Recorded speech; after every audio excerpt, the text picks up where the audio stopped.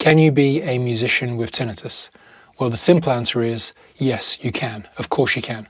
But in this video, I'd like to share with you some tips and advice on how you can not only cope as a musician with tinnitus, but also thrive with your career and keep enjoying what you love doing without making your tinnitus worse. So the first thing to say is that tinnitus exists on a spectrum, which means you can have chronic tinnitus. That means you have a constant tone in your head, but you can have mild chronic tinnitus, and you can also have obviously severe chronic tinnitus. I have severe chronic tinnitus. So it's important to recognize where you are on that scale out of a sort of a 1 to 10 and then take it from there. So with that in mind, I'd like to first talk to the people that have mild chronic tinnitus. So that's musicians who have a constant tone, but it's not really loud. It's just there, it's constant, and you sort of want to keep a check on it. So let's talk to those guys first. Let's say you are a guitarist, a singer, a mixer, a DJ, and you have constant tinnitus. It's sort of, out of a 10, it's sort of a 4 out of 10, and it's there, and you're worried about it getting worse as you perform more, as you record more, that sort of thing. Let's look at some things that you guys can do to reduce your chances of making your tinnitus worse and also thriving with your career. So the two obstacles you are facing are volume and length of time. So volume is how loud you are performing or recording, and length of time is for how long you're actually doing that. So let's look at volume first. What can you do to reduce volume? Well, the first thing you could be doing, or the first thing you should be doing, is wearing earplugs. So if you are a musician, whether you play on the weekend, whether you're a world famous musician and you have a constant tone, or perhaps you have tones coming regularly and it's still mild and you're not wearing earplugs, you're watching the wrong video. Because in this place, my videos are all about taking care of your hearing, protecting your hearing. So if you're a musician that's experiencing some form of tinnitus and you haven't invested in earplugs yet, you're in the wrong place. Because my number one rule is you guys have got to protect your hearing. And that means investing good money in a good pair of earplugs. That doesn't mean those yellow foamy ones that cost $5 or $10. No, and it means investing in good silicone molded earplugs that can cost between $100 to $300. Now, a lot of the time musicians say, I don't have $300 or I don't have $200, whatever it is. I got to get this new pedal. I got to get these new strings. I got to get this new skin for my drum. Sorry, man, that just is not going to wash for me. You've all got birthdays, Christmases. You can all save up for a little bit of time. Instead of getting the pedal, you can invest in a good pair of earplugs, because let's face it, you can always get a pedal, you can always get a new skin, you can always get a new snare. But right now, you can't get a new pair of ears, and they can't fix them right now. So this is your number one instrument that you should be protecting. So whether you're a DJ, singer, drummer, violin player in an orchestra, I really do think that your first thing that you should be doing is investing in a good pair of earplugs. So let's look at other practical ways that you can reduce your volume. Let's say you are a guitarist in a rock band. How can you reduce volumes? Well, to start with, your rehearsals. I used to be a guitarist in a rock band, and we used to rehearse 5 nights a week for about between 3 and 5 hours. That's probably where I got my tinnitus. Can you find ways to reduce your volume while you're rehearsing? Well, you might say, hey man, we're a rock band, I rehearse in a room with a drummer. Well, can you ask the drummer to rehearse with brushes rather than sticks? And you might say, no man, that's not our style, we perform hard. Well, my sort of answer to that is, if you are experiencing chronic tinnitus or intermittent tinnitus, you got to start taking your hearing protection seriously, because it's serious stuff. So some of the suggestions that I'm making in this video might sound a bit outlandish, but you've really got to rethink your situation to protect your hearing over a long period of time. That is for the future as well. So you might have to start thinking out of the box. So right now you might say, no man, my drummer, or you might even be a drummer, you say, I can't rehearse with brushes, man, we're rock and roll. Again, remember, we're looking at ways to reduce your volume to protect your hearing over a long period of time. So, can you rehearse at lower volumes? When you rehearse by yourself, if you are a guitarist or a singer or a drummer in a band, can you find ways of rehearsing when you're by yourself in a completely new way? So for example, I now write songs on an unplugged electric guitar. It allows me to write songs for long periods of time without having the sort of frequencies of an acoustic guitar, which is how I used to write, aggravating my ears. So when you are rehearsing alone, if you are a singer, can you rehearse at lower volumes? Instead of having that backing track blasting out or your headphones blasting out, can you have a small speaker, rehearse your vocals at very low volumes? Are you a drummer? Can you rehearse by yourself using MIDI? Or even better still, if you are a drummer in a band, can you rehearse using a MIDI drum kit? Now again, this might sound like, nah man, we're rock and roll. That ain't rock and roll. Remember, we're trying to protect your hearing. Are you a violin player? Can you rehearse your orchestral score in a room that's better sound isolated? Again, we're trying to reduce volume, and if you are rehearsing in a room that's got really bad acoustics, like a kitchen, which is, I know you violin players, man, you like to play in living rooms, or cello players, you're always in living rooms or kitchens, that sort of thing. Can you rehearse in a better acoustically sort of treated room? And that might mean a cupboard, a wardrobe, facing a wardrobe, so that the acoustics go into the wardrobe, the open wardrobe. You don't necessarily need a studio environment like this where it's all isolated. You can just go in your bedroom, open up the wardrobe and rehearse into that so that all the frequencies aren't bouncing around the room. Again, what we're trying to do is we're trying to reduce the volumes. That means also the reflections in the room, because they also aggravate the ear. So find ways of reducing your rehearsals, whether in a band, solo rehearsing. Are you a DJ? Do you have to rehearse your set? Do you have to rehearse using headphones? Can you rehearse not using headphones and have the volume really, really low? Can you use MIDI? MIDI is my best friend. I write and record a lot on MIDI because I have full control over the volume. It's just right there. I can just turn it down. It's my friend. So again, we're trying to reduce volume. So let's look at length of time now. When I was rehearsing, like I say, we used to rehearse in a small room, very badly acoustically treated, live PA, live drummer, 2 guitar amps, full bass amp. I mean, it was ridiculous. And we used to rehearse 5 nights a week for 3 hours to between 3 and 5 hours a night. That's too much. We were tight like peanut butter on toast, but it's too much, and that's probably where I got my damage. So can we look at time now? Can you start to be stricter with your times, both on rehearsals and on stage? I'll give you an example. When I was doing event gigs, I used to perform for about 5 hours a night. I was so grateful to get the gig, so grateful to get the money, that I would just play until I had to stop playing, until they were done, which often meant 5-hour gigs. And I'm not joking. I used to play so hard with an acoustic guitar, sometimes just an acoustic guitar. I'd play for so hard and for so long that I'd feel broken inside. I felt like something was just broken inside me. That's how tired I was. But I was just so grateful for the money. Now that doesn't happen. Now I have very, very strict performing times baked into the contract, saying I will perform for this amount of time, no longer, no shorter. That's the deal. Can you start getting stricter with your times? Again, remember, it's about protecting your hearing in the long run, not just now, it's in the long run. We want you to be a musician for a long time. So it's about being strict with your times, with your rehearsals. We used to rehearse 5 times a week. You don't need to rehearse 5 times a week, man. Can you say to the guys, look, I can do 2 rehearsals a week. I'm going to be on time. I'm going to be wicked. I'm going to do my job to the absolute maximum, but I want to reduce it to an hour and a half so that we're not sitting around in the studio chatting all night long, chatting rubbish about this, that, and the other, and then all of a sudden, whack, a snare comes out of nowhere, because that's what happens in rehearsals, man. Let's face it.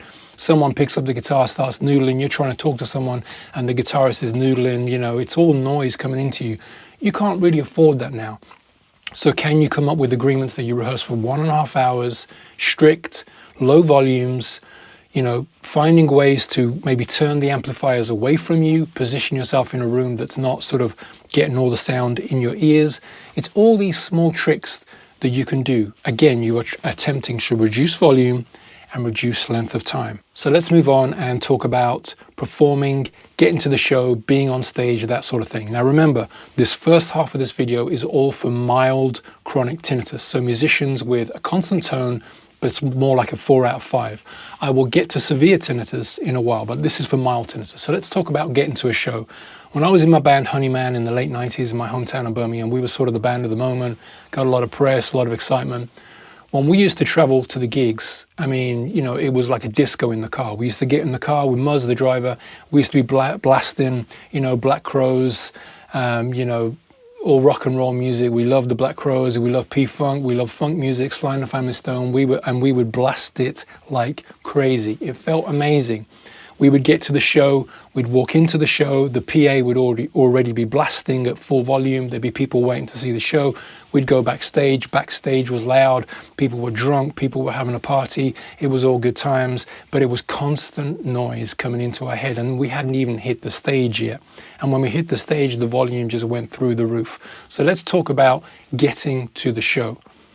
Give your ears a rest. Now, when I go to shows, I don't have any music. I got to give my ears a rest. I got to pace my ears. So check your volumes going to the show. Give your ears a rest, man. You don't need to be blasting out music all the time. Give your ears a rest. When you're backstage, are you performing at small shows? You don't need that speaker in the corner blasting out. You know, you don't need music backstage blasting out. You can ask to keep the volumes down, and you are fully within your rights to say, can we just keep the volumes down a bit? Or even better still, wear earplugs and ask to keep the volumes down so that your ears are being paced. Are you performing at festivals? Sometimes when I perform at festivals, the gig is so far away that you can't even hear the gig because the stage is like half a mile away. But sometimes when you perform at festivals, the stage is right there, and it's sort of music loud all the time. Again, maybe it's an idea to wear your earplugs. Maybe you want to wear ear defenders so that you're not constantly having earplugs in your ears. Again, it's all things outside the box. It's thinking smart. It's thinking, how can I protect my ears? So that's getting to the show, that's behind the stage. Let's now talk about being on stage. So when you're on stage, here's something that you can think about. Well, the obvious thing is you're going to be wearing earplugs, because I hope by now you're convinced you've got to wear earplugs. So you're probably wearing earplugs. You might even be wearing in-ear monitors. I have no experience with those, so I'm not going to comment on those. I hear they're really good. I hear the attenuation can get up to like -36, but I have no experience. I only talk about things I've got experience with. I've got earplugs in. Another thing that I do is I have a sound meter. I've got an Apple Watch, and it tells me how loud the volume is on stage. I don't like it to be more than 85. 85 is where I want to be. I don't want to be much louder than that, because otherwise I start thinking about it, and I don't want to be thinking about it when I'm performing, because I got to give it my absolute best. Okay? So perhaps you can consider, when you're on stage performing, keeping your volumes low on stage. And you might say, well, how can I do that, man? I'm performing loud, you know, we got a drummer. Okay, well, here's some tips. If you are a solo performer, first thing you can do is lower the volume of your monitor. You don't need your monitor as loud as you think you need, especially if you're a singer. Singers want their monitors to be blasting out because it's a confidence thing. I know, because I've been through it. So this is what I do. I have my monitor at the absolute minimum that I can, and I remind myself I am in key, I am a good singer, I can do this, because it starts to get a confidence thing. Most singers, including my father's a musician, he's had a speaker a meter away from his head blasting out for the last 50 years. Not a problem with his tinnitus at all, not a problem with anything with his ears, but that's the way he likes to roll. So I know that singers like to have their voice really, really loud, or even guitarists. Everybody wants their instrument loud on stage.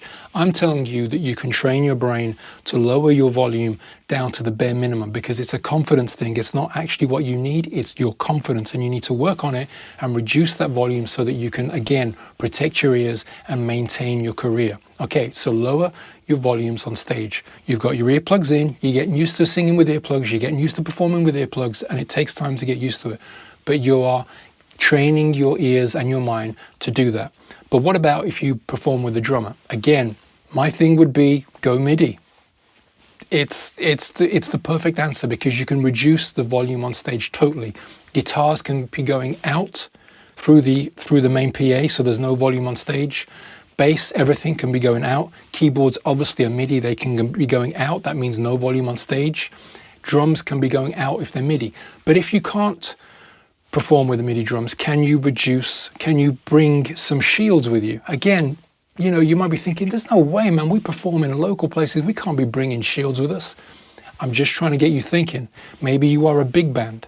I know that some big bands perform with sound isolations in front of the drums because they want to reduce the volume on stage. So just think about some of these things. How can you apply some of these things to you? But the main goal is reducing your volume on stage. And let me just go back a couple of steps because I missed a step. Sound checks. You are most vulnerable during a sound check. And here's why.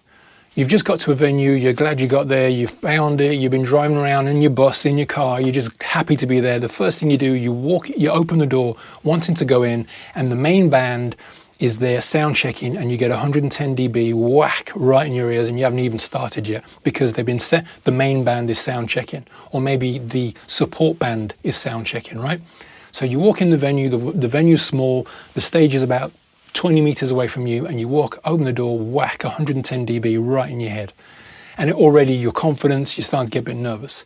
So what I do is I sort of predict that, and I wear my earplugs as I'm going into the venue, predicting that there's probably going to be a loud PA, drummers, guitars, giving it the solo, all that sort of thing. Okay, so protect your ears, or think about protecting your ears while you're going into the venue. Now, when you are sound checking, you are the most vulnerable for obvious reasons, because levels are all over the place. The sound guy might not know the system. You know, it's for obvious reasons. You're sound checking, that's the whole point. First thing I would do is, if I don't know the sound guy, I go up to them and I explain my situation. Now, you should introduce yourself to the sound guy anyway, because making friends with the sound guy is probably the best thing you can do for your career right now, because he or she is in charge of your gig. All that work you put into it, all the effort for traveling, he or she now is the boss of all that. So you should be absolutely making friends with the sound guy. Introduce yourself saying, hey man, or whoever it is, he or she say, hey, I got problems with my ears. I know this sounds strange, but can you take the monitors to 0 while I set up? And they'll be like, 0? What are you talking about? I say, yeah, please, can you just 0 all the monitors? I've got problems with my ears. And then we can bring up the monitors once I've set up. The reason why, you go on stage, you're all nervous, you might be opening for a main act and you're very, very excited. There could be a lot of people coming tonight, etc., etc. I know because I've been there, right? You're all excited, playing a beautiful venue, you've just got there. You just want to please everybody right now, right? You bend down to plug in your guitar pedal and you get a good wallop of feedback because the sound guy doesn't know the place. He's the replacement sound guy. He's the temporary sound guy they've just called in for you because the main guy's got his sound guy. All these moving parts, man. But the one thing that's not moving parts is that you can't afford that whack of feedback in your brain. You just can't. I certainly can't. That would be game over for me and my night would be ruined. I don't even want to think about it. So I ask them, please 0 the monitors. And then even before I step on the stage, I confirm, sir, madam, are the monitors 0'd? Can you confirm that? And they go, yeah, man. Then yeah, they're 0'd, yeah. Then you go on stage and you can very relaxed plug all your pedals in and etc. Knowing that when you are right low down by those monitors, you're not going to get anything, okay? So then again, it's about relaxing you. You're nervous, you're excited. You got to do all this stuff, man.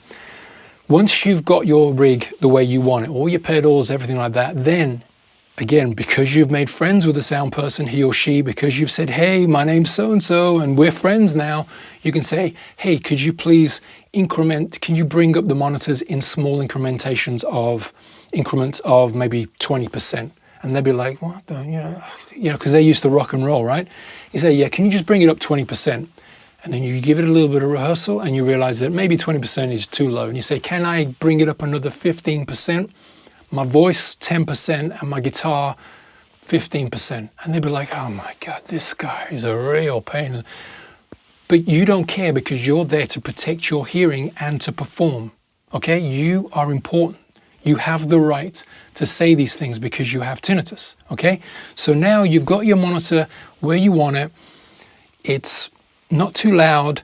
And remember, it's a confidence thing. Every time you want your voice louder, it's probably not because you want your voice louder. It's probably because your confidence wants it, but you don't really need it. The quieter it is, the better your hearing protection, the longer your career. Okay, let's get that really, really clear. So try and get into it. Perform a song, perform another song and say, hey, please, can I do one more song? And I know it's been a hassle, but can I please this gig is really important to me. Can I please just do one more song? And they'll be like, yeah, okay. And then you get into it. Is it loud enough? It probably is, okay? So that's your sound check. One last thing I want to say about performing. You've got your earplugs in. Can you reduce your time? Remember, we are talking about volume and length of time. So do you really need to perform for 3 hours? I mean, does Bruce Springsteen need to perform for 3 hours? I'm not sure. I love Springsteen, man. I'm a big fan, but 3 hours is a long time, right? Do you need to perform for 3 hours? You've got tinnitus, it's constant, it's mild right now, but you don't want it to get worse. Can you say, right, I'm gonna come out with my best songs, I'm gonna rock the show, I'm gonna do my best gig ever, every night, but I'm only gonna perform for an hour and 15. I would suggest that most people would be happy with an hour and 15. If I'm honest with you, I would be happy with it. So I want to talk now to musicians who have severe tinnitus. Now, I have severe tinnitus, so I sort of have experience with this sort of stuff. The first thing I want to say is all the stuff that I said to mild musicians applies to us as well, but doubly. We have to be even more strict with our volumes, even more strict with our length of times. We have to be even more adaptive.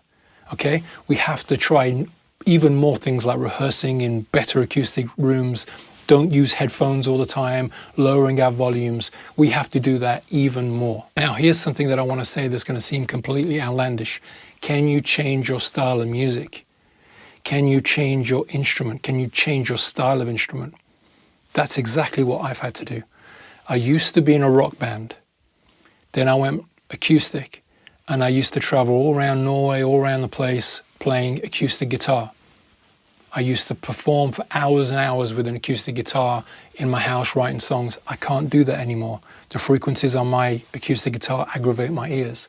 So I had the choice of either giving up or rethinking my situation because I have severe tinnitus.